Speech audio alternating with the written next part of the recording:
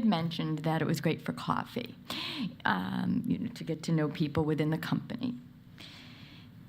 Indra Nooyi of PepsiCo has said there's a problem with the sisterhood, that we're not helping each other. And so my question about these networks that women have, are they serving to help women move up, or are they serving to have support when you've had a bad day? What should they serve as if they're not? Yeah, so describe how they're serving now, and then we can critique. So one thing I would say is, just to build off of what Clem said also, is if we, we're big GE, right? If we've set our mind to a target and we say we're going to go get more women in STEM, well, darn right, we'll get more women in STEM because we can do that. You can measure it, it's a metric, and by gosh, we're going to do it. The problem is retaining those women, making them feel like they have a home when they get there. And then we were talking earlier about that 7 to 10 to 12 years. That's when we lose the women out of STEM in industry, particularly in a male-dominated environment. And so I think that's the key, is making sure that we have these networks to help give that support system. So if somebody's ready to leap, you grab them. Don't let them leap, right? And so all of us, it's that, pay it forward or put back or whatever. Pull some along with you is number one. And I think, and actually, I'm kind of putting this together as I'm saying it, but the big networks, it has been absolutely great, right? The network has been great, but are we that much better on our numbers? In GE, I don't know, in our higher level, right? In aviation, at least, we're still pretty much middle-aged white males, and they recognize it. But how do you do that? How do we shove ourselves in there as a women's network? Because it's the culture. It's still, So I'm not going to name names because people here would know, but and we're taping. And we're taping.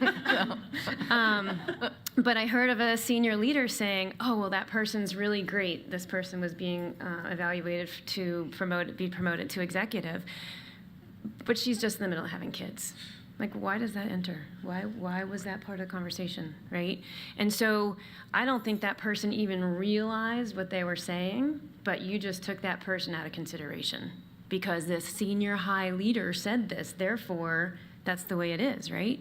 So I think that there's a lot more that we can do as a women's network, and all of our networks, is how do we, and we've been talking about it for years, how do you break that ceiling? So again, we're good, we've done good things, but we're not there yet. So Bobbie actually runs innovation nights. And so the reason I would like to bring that up as an external is, okay, so we have the internal networks that we need work.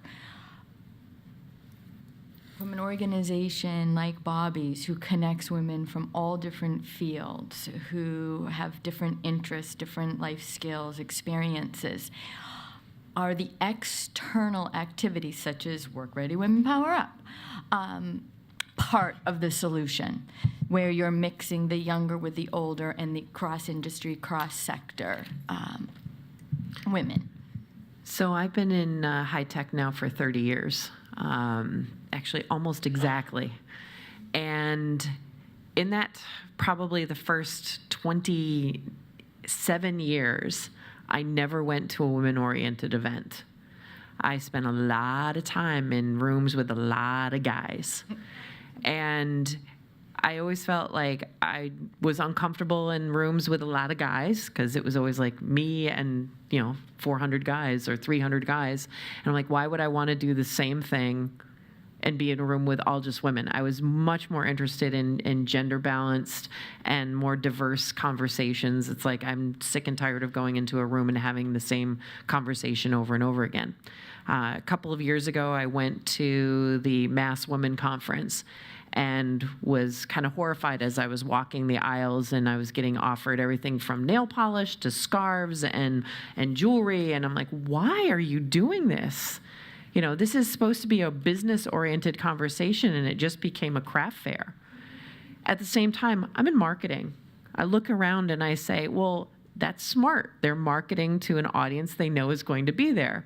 They're marketing products, and these products are being developed specifically for women. So why wouldn't they market there? So there's this two parts of me that are, smart. That's idiotic. Smart. That's idiotic.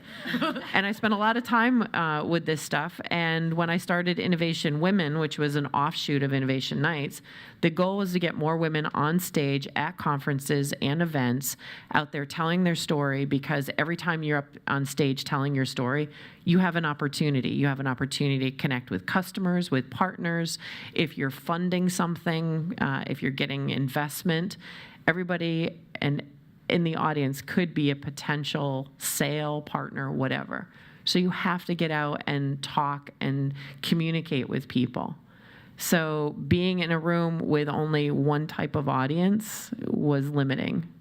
So the external audiences and the time that I spend in the evenings in the community, the last 7.5 years, we've run 90-something innovation nights. We've launched over 900 new products. I'm out a lot in the evening, and I'm relying on the fact that my husband's at home with the kids, and he's driving them to whatever practice and the doctor's office and everything like that. So having an event like this, for example, during the day and escaping from the office during the day is helpful. Having breakfast meetings, that might be helpful, but it might be hard for somebody who's got to do drop-off. There's so many different aspects of this that I think we all have to look at the diverse options that we have and say, this may not work for me, this may work for me, this might not work for you, this might not work for you. Everybody's got to make decisions based on themselves and what they can personally do. But I do think we have to get out of the conversations with the same old and start doing new things on a regular basis. Break out, look at the industry calendars and activities and stuff, and stop talking to the same people and start having different conversations. I have no idea if that answered your question. It did, and more. So thank you. Thank you.